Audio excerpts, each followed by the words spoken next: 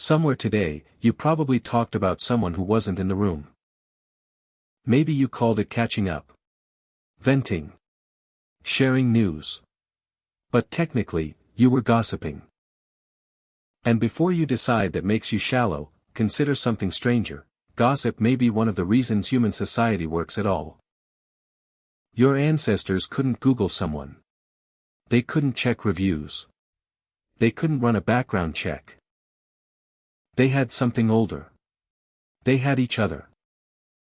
Among primates, social bonds are built through grooming, picking through fur, one-on-one, for hours a day. It only works for one relationship at a time. Anthropologist Robin Dunbar has spent decades arguing that language evolved, in part, to replace that. Instead of grooming one body, you could maintain, and gather intelligence on, dozens of relationships at once, just by talking. In his research, something like 60 to 2/3 of everyday conversation is about people. Who did what, to whom, and what it means. It's an evolutionary hypothesis, not a settled fact about the origin of language. But it's a remarkably solid through line. Gossip wasn't entertainment. It was information. In any group, there's always someone who cheats. Who doesn't return a favor? Who helps? Who shares? Who betrays? Who keeps their word? You can't personally observe everyone, all the time. So other people become your reputation system. Researchers describe reputation itself as the mechanism that allows cooperation between people who aren't related, shaping who we help, and who we trust, long before we ever meet them.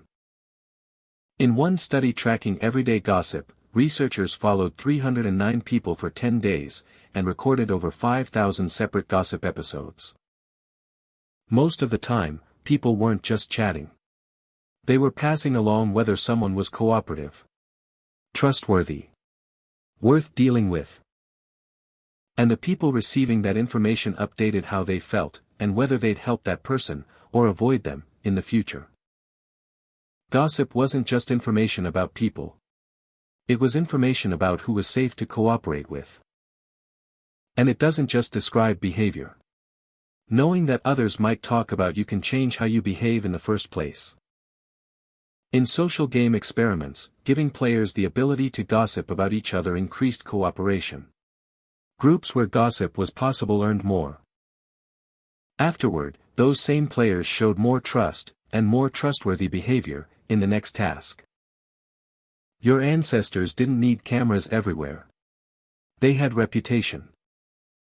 So the next time you catch yourself deep in a conversation about someone who isn't in the room, you're not failing at being a good person. You're running software older than agriculture. Older than writing.